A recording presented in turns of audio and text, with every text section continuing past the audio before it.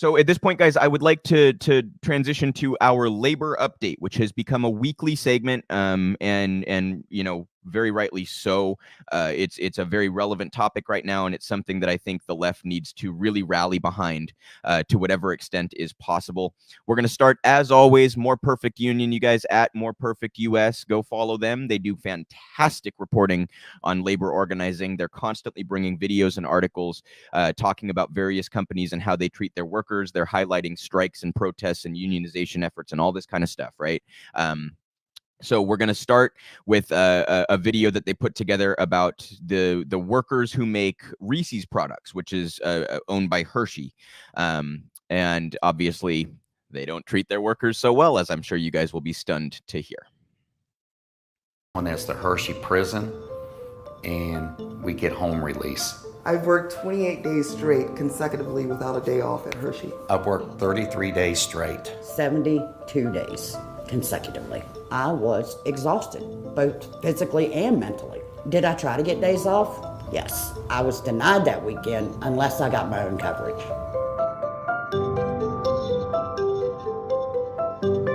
Our first focus is, it's all about the well-being of our employees. We were considered essential employees, so yes, the overtime was there. Yes, the overtime was forced. Very much important is how you treat people. There's no empathy or sympathy within their system. People are going on their breaks and just not coming back and not wanting to be a part of it and leaving. They obviously had people or agents watching our Facebook posts or our social media.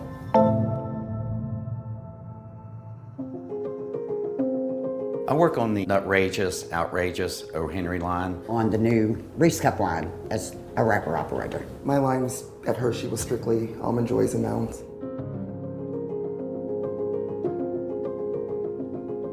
We have the two-tier system that started with my group that come in 2008. Tier 1 employees tend to make between $2 to $3 more than Tier 2 employees, and they have a significant amount or more vacation. The ones that are on the old pay scale, they have a pension, whereas I do not.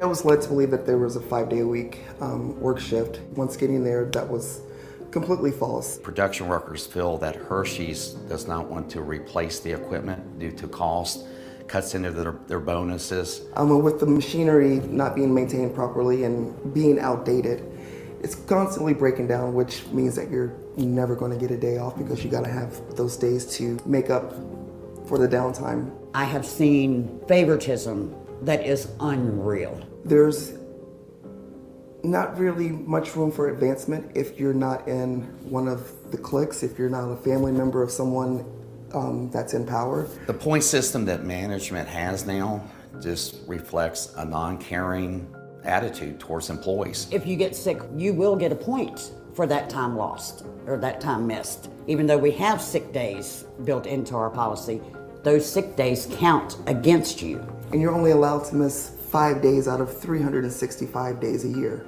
At 3.5 points, the company deems that you have some sort of emotional or mental issues, and they send you to counseling for missing 3.5 days of work out of an entire year. A certain supervisor told me that I could not discuss the union on the company floor. That's illegal. When management found out that I was very active in a previous union, I started to get a lot of attention from management. And I felt like I was being watched, especially on breaks. A business unit leader for my department earlier had brought me his phone, and it showed a post that I had made on our union page. We intend to now file unfair labor practice charges against management because we're not going to turn our heads on spying on union activities, which is illegal. Even the impression of surveillance is illegal. At Hershey's, there's a fear of retaliation. It's real, and we're seeing it. I was late coming back from a designated break. I took 44 minutes. It was supposed to be 30. I was talking in the locker room, lost track of time, and when I come back,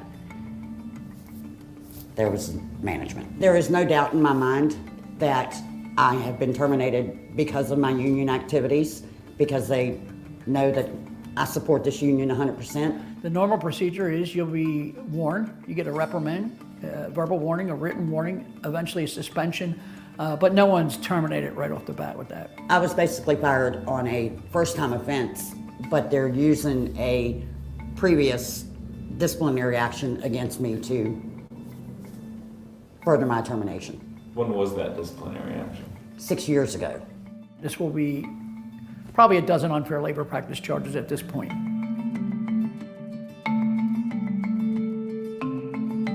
Hershey shares hitting an all-time high today after beating Wall Street expectations and raising guidance for the year. Other factories within the area were getting hourly raises as much as $2 an hour, but we were given like a $200 lump sum.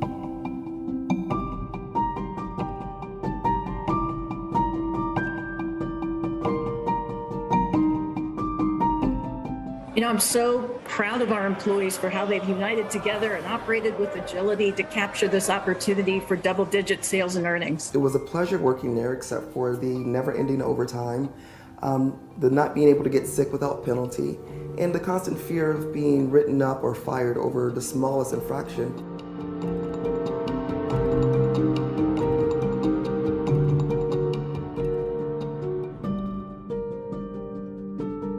We need this union. They're spewing nothing but half-truths, they're lying through omission, they're fear-mongering, they're gaslighting, and they're just running scared, in my opinion. A message to the awesome fellow co-workers there is, hang tough, we're gonna make a difference.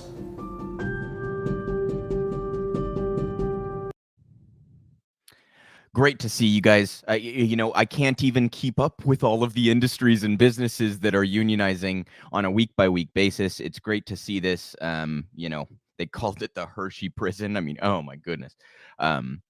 That's wonderful to see. Obviously, Hershey, a huge business. It's also just worth noting, you guys, there are certain products and you know, chocolate and coffee happen to be a couple of them that I know about, where the product itself is coming from essential slave labor in other parts of the world. Now, I want to be clear. I mean, like the way that a company like Hershey's operates, they're stealing labor from their employees, regardless of where those employees are. But a lot of the coffee beans and cocoa beans are coming from even more exploitative methods from around the world. So everything about Hershey's is horrific, about as bad as it can get. And I'm thrilled to see an effort to unionize Hershey's. Yeah, and I stand firmly in solidarity with those workers, as always. If you are in a community where a Hershey's plant is looking to unionize, please do support that effort. And we have one more here for you guys, a company called XPO Logistics, which I had not heard of, but apparently is one of the bigger shipping companies in the country. And More Perfect Union went into how they treat their truckers. So this is, again, More Perfect Union talking about XPO Logistics. Es una compañía miserable que no tiene un sentido humano para con sus trabajadores. It is heartbreaking. I have seen drivers show me their settlement statements where in any given week they may have owed money to the company. In other words, it says negative $200. En un día promedio de 12 a 14 horas, probablemente 4 horas o 5 horas que no nos pagan. They have worked a 40, 50-hour week, but because the deductions for their truck payment, for their repairs, for their maintenance, for their insurance, that week was more than they earned, they owe money to the company. It's indentured servitude at its worst. It's modern-day sharecropping.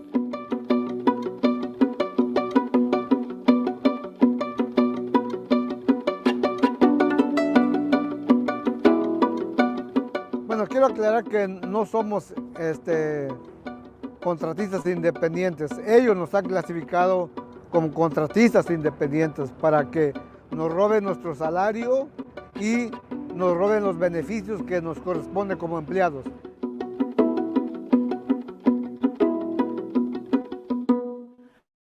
Misclassification is a crisis for port truck drivers. What misclassification is where employers, in order to increase their profits, They take their drivers here, who under the law are in fact employees, and they misclassify them, try to treat them as independent contractors.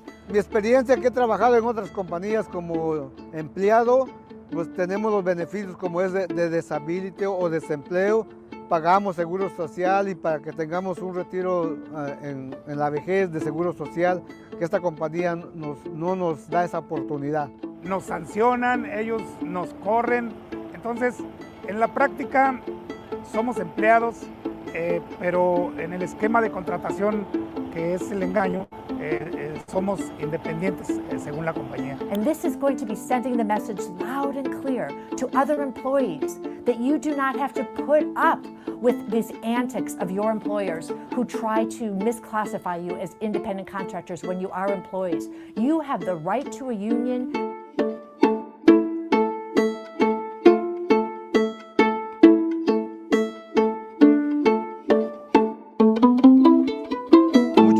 De mis compañeros se han enfermado, incluso yo me he enfermado por el COVID el año pasado, estuve 3 meses fuera de la compañía y no pude recibir los beneficios que el Estado, desempleo o disability. La compañía no me pagó, por 3 años yo no tuve salario y eso es una violación a los derechos del trabajador. O sea, nos niega el derecho de decir que somos empleados. Yo puedo ver aquí a mis compañeros que tienen más de 65 años todavía trabajando, porque no podemos tener el derecho al retiro o ningún retiro digno. Ellos dicen que son una compañía fuerte, pero con mucho sentido humano. Entonces, llévenlo a la práctica, porque en realidad ustedes son muy inhumanos. No pagándonos, por ejemplo, desde que llegamos tenemos que inspeccionar el camión y averiguar que el camión esté listo. Cuando recogemos la carga tenemos que hacer una inspección. Todo ese tiempo no nos los pagan.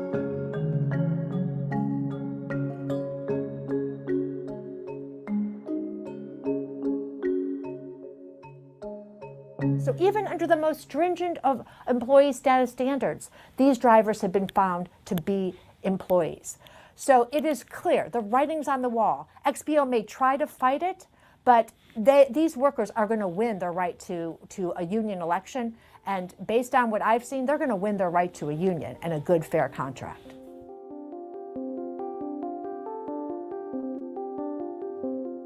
When there's a case that's brought to me, be asking the board to reconsider this doctrine, which is Joy Silk.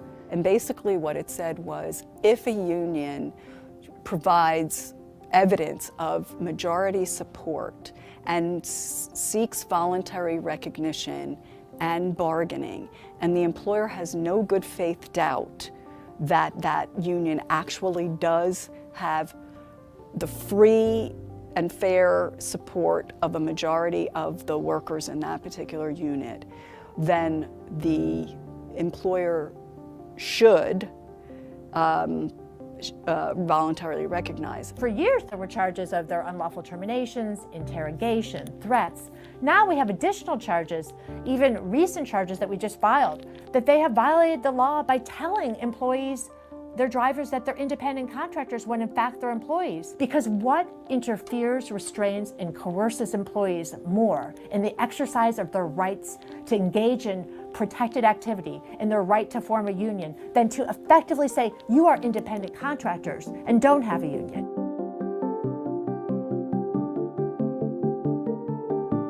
Siempre tienen la costumbre de intimidarnos, de que nos van a despedir, que se va a ir el trabajo para otro lado. No, nosotros somos indispensables en esta industria de camión. Ahorita podemos ver los puertos cómo están llenos, que no hay choferes. Solamente que ellos quieren robarnos más dinero de lo que nos corresponde. Por eso a mis compañeros, no tengan miedo. Hay que pedir respeto, hay que exigirlo.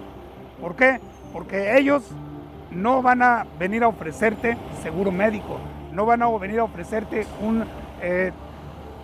un plan de retiro. A la compañía le digo que nada más observe lo que la ley dice, que ya se le ha multado, ya se le ha dicho que somos sus empleados, pero ahora queremos que la ley obligue a la compañía a observar la ley y que no solamente le multe, pero que lo obligue. Así es que no hagamos caso de palabras necias, Nosotros sabemos lo que significa y hoy tenemos la oportunidad, la que hemos estado esperando por muchos años. Así es que, compañeros, adelante y hasta la victoria.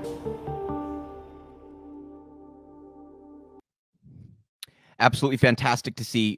This one also, I think, has a sort of particular importance in the sense that one of the attorneys there that they featured was talking about the misclassification trick, which with this new, we're going to get to actually to a gig economy story here in a little bit. The one of the tricks is like the Ubers of the world will classify their drivers as contractors, and then they don't have to follow portions of the labor laws because they don't apply to contractors. They only apply to employees. In this case, they're trying to use that same trick to basically convince the employees. It's deceitful. It's a lie. It's not true. But they're trying to convince the employees that because you're a contractor, you don't even have the right to unionize.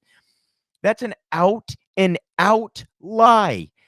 Of course it's illegal to do that, you guys. And that's why the courts have fined them and told them to knock it off, right? But what do? They keep fucking doing it because that's what companies do. So I once again stand in firm solidarity with the workers at XPO and truckers, that are fighting for decent treatment and dignity in their workplace. So, good again on More Perfect Union for bringing that to light. And we actually have a little article here in More Perfect Union pertaining to the Starbucks unionization efforts. Starbucks attempting to force out union leaders at Buffalo stores. Jordan Zacharin.